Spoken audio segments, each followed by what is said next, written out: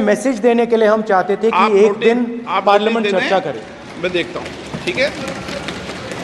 हाँ, at least allow sir LOP to conclude sir. No, conclude कर दिया उन्होंने पहले विषय।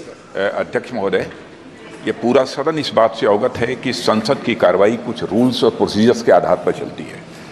रूल्स और प्रोसीजर्स के अतिरिक्त कुछ हेल्दी ट्रेडिशंस हैं संसद की, जिसके आधार पर कार्रवाई चलती है। और मानता हूं कि ये हेल्दी ट्रेडिशंस हमारे संसद की एक सबसे बड़ी ताकत है। जब कभी भी राष्ट्रपति जी के अभिभाषण पर चर्चा होती है तो आज तक कभी ऐसा नहीं हुआ है, क्योंकि अपने लंबे संसदीय जीवन में जो मैंने देखा है उस आधार पर मैं कह सकता हूं कि अन्य किसी विषय पर उस समय चर्चा हुई हो। इसलिए मैं अपने सभी सम्मानित विपक्ष के सदस्यों से भी आग्रह करना चाहता हूं, आप जिस विषय पर चर्चा करना चाहते हो आप चर्चा करें, लेकिन एक बार राष्ट्रपति से संबंधित जो धन्यवाद प्रस्ताव है उसको संसद में पारित करने के बाद ही करें। यह मेरा सभी से विनम्र अनुरोध है। माननीय श्री राष्ट्रपति अभिभाषण पर चर्चा, श्री अनुराग ठाकुर जी, मैंने उनको बुला लिया। माननीय अध्यक्ष महोदय, ऐसा नहीं है, आपको पर्याप्त मौका दिया। अब अनुराग ठाकुर जी। माननीय अध्यक्ष महोदय, आपके माध्यम से मैं प्रस्ताव रखना चाहता हूं कि राष्ट्रपति की सेवा में निम्नलिखित शब्दों में एक समावेदन प्रस्तुत किया जाए। एक सेकंड सर, मैं राजनाथ सिंह जी की बात से सहमत हूं, तो ऐसे करते हैं, प्रेसिडेंट एड्रेस के बाद एक दिन नीट की चर्चा के लिए दे देते हैं। आप नोटिस देना, मैं निर्णय करूंगा। राजनाथ सिंह जी का तो सुझाव हो सकता है, निर्णय मैं करूंगा या बीएससी करेगी। ओके, अनुराग ठाकुर जी।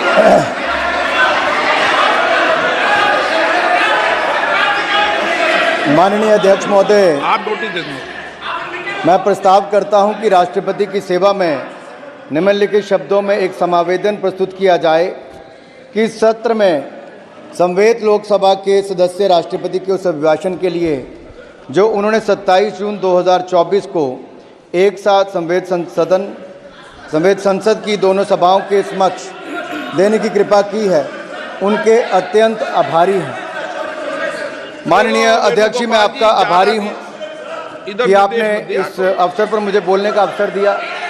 मैं खुद को सौभाग्यशाली समझता हूं कि इस 18वीं लोकसभा में माननीय राष्ट्रपति श्रीमती द्रौपदी मुर्मू जी के अभिभाषण के धन्यवाद प्रस्ताव पर सर्वप्रथम मुझे अपने विचार व्यक्त करने के लिए मेरी पार्टी ने और माननीय प्रधानमंत्री जी ने मुझे अवसर दिया है। मैं हृदय की गहराइयों से माननीय प्रधानमंत्री जी का बहुत बहुत आभार प्रकट करता हूं, धन्यवाद करता हूं। माननीय स्पीकर महोदय, आप एक बार फिर निर्वाचित होकर हमारे सदन के स्पीकर बने हैं। मैं आपको पूरे सदन की ओर से बहुत बहुत बधाई और आपके इस कार्यकाल के लिए शुभकामनाएं देता हूं। बड़ी संख्या में नए सदस्य 18वीं लोकसभा में चुनकर आए हैं, बहुत सारे पुराने भी आए हैं। नए वालों को भी और पुराने वालों को भी सदस्य चुनकर जो आए हैं, संसद के सदस्य बने हैं, आपको भी ढेरों शुभकामनाएं और बहुत बहुत बधाई देना चाहता हूं। माननीय अध्यक्ष जी, 2024 का ये चुनाव नीति, नियत, निष्ठा और निर्णयों पर विश्वास का चुनाव है और जनता ने इस पर मोहर लगाई है। फिर एक बार मोदी जी के नेतृत्व में एनडीए की सरकार बनाई। देश का ये चुनाव ऐतिहासिक जनादेश हमारे यशस्वी प्रधानमंत्री श्री नरेंद्र मोदी जी के पिछले 10 वर्षों के सेवा, सुशासन और गरीब कल्याण के महानुष्ठान पर मोहर है।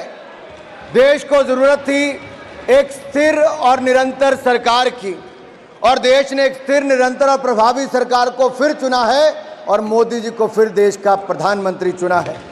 ये जनादेश विकसित भारत के संकल्प की सिद्धि के लिए है। ये जनादेश मोदी जी के नेतृत्व में तीसरे कार्यकाल में भारत को विश्व की तीसरी बड़ी अर्थव्यवस्था बनाने के लिए है। ये जनादेश विपक्ष के भय, भ्रम और भ्रष्टाचारी राजनीति पर तमाचा है। ये जनादेश मोदी जी द्वारा चलाए जा रहे सामाजिक न्याय पर समाज की मोहर है। यह जनादेश देश को तोड़ने की नहीं, जोड़ने की राजनीति चलेगी, इस पर मोहर है। यह जनादेश संविधान विरोधियों को लगातार तीसरी बार विपक्ष में बिठाने के लिए जनादेश है। यह जनादेश भारत की सेना, सरहद और सनातन की सुरक्षा का है। यह जनादेश यह भी बताता है कि प्रधानमंत्री नरेंद्र मोदी दुनिया के सर्वाधिक लोकप्रिय नेता हैं, सर्वाधिक लोकप्रिय नेता हैं। और मैं ही नहीं, अब तो दुनिया भर के अनेकों देशों ने सर्वोच्च सम्मान अपने देश का किसी को दिया है तो हमारे प्रधानमंत्री और देश के लोकप्रिय नेता मोदी जी को दिया है। मोदी जी कैसे नेता जिनको यूएस कांग्रेस में एक बार नहीं, दो बार अपनी बात रखने का अवसर मिला है। माननीय अध्यक्ष जी, ऐसी अनेकों बातें, लेकिन ऐसे ही कोई मोदी नहीं बन जाता। इसके लिए तपना पड़ता है, खपना पड़ता है, जीवन व्यतीत करना पड़ता है। और मोदी जी ने तो अपने जीवन का हर क्षण, हर पल देश के लिए जिया है, मां भारती के लिए जिया है। और मैं इसलिए भी कहना चाहता हूं कि हम सबको ज्ञात है कि 2001 में जब वो गुजरात के मुख्यमंत्री बने तो तब से लेकर अब तक 23 वर्षों में एक दिन की भी छुट्टी अपने लिए नहीं ली, अपना जीवन जनता के लिए समर्पित किया है। इससे बड़ी बात क्या होगी कि अगर किसी के जीवन में दुख का क्षण आता है जब अपनी मां से बिछड़ते हैं, और जब आदरणीय प्रधानमंत्री जी की माता जी का स्वर्गवास हुआ तब भी उन्होंने उनकी चिता को अग्नि देने के बाद मात्र 2 घंटों के अंदर ही देश के लिए काम करना शुरू कर दिया। इससे बड़ा समर्पण भाव क्या हो सकता है। माननीय अध्यक्ष जी, मोदी जी के दिल में जो गरीब और जरूरतमंद के लिए पीड़ा है, हमने वो कोविड के समय देखा है। उनकी नीतियों में, कार्यक्रमों में, सब में नजर आता है कि वो गरीब के लिए कितने चिंतित रहते हैं। और मैं आपको याद करवाना चाहता हूं आपके माध्यम से सदन को, अगर आप 2014 में देखें, मोदी जी जब सांसद बने, देश के प्रधानमंत्री पद की शपथ ली, उसके बाद संसद आए तो पहला शीश कहीं पर झुकाया तो संसद की पहली सीढ़ी पर झुकाया और दुनिया के इस महान लोकतंत्र को, मदर ऑफ डेमोक्रेसी को नमन करते हुए अंदर आए। और अंदर आकर भी अगर शीश कहीं झुकाया तो बाबा साहब अंबेडकर के संविधान पर शीश झुकाकर उन्हें कहा था, मेरी सरकार सबका साथ, सबका विकास करेगी, मेरी सरकार गरीब की, वंचित की, शोषित की, पीड़ित की होगी।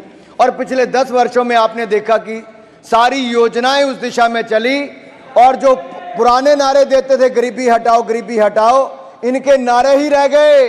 लेकिन मोदी जी की सरकार में 25 करोड़ गरीब गरीबी रेखा से बाहर निकल कर आए।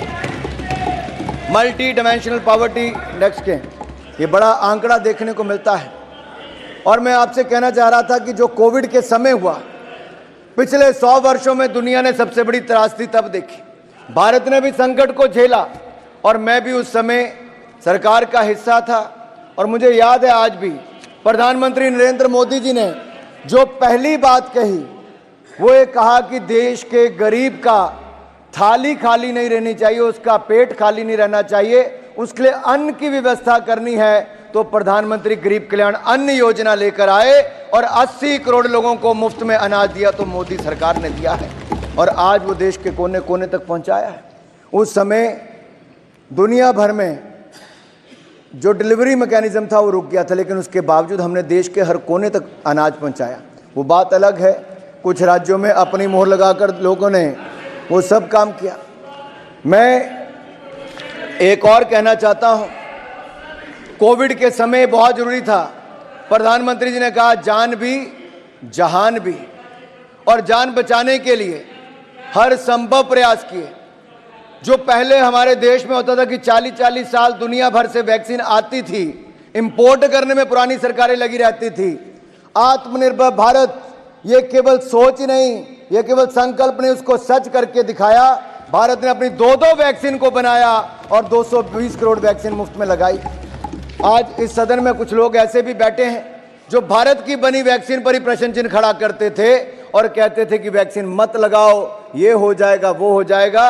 अरे भारत के लोगों ने वैक्सीन तो लगाई ही, दुनिया के 157 देशों को दवाई और वैक्सीन देने का काम वैक्सीन मैत्री में किया। तो हमारे भारत तो सदन की कार्रवाई शुरू हो चुकी है। अनुराग ठाकुर को आप सुन रहे थे, उससे पहले आप नेता प्रतिपक्ष राहुल गांधी को सुन रहे थे। बढ़ते हैं आगे और आपको दिखाते हैं वायरल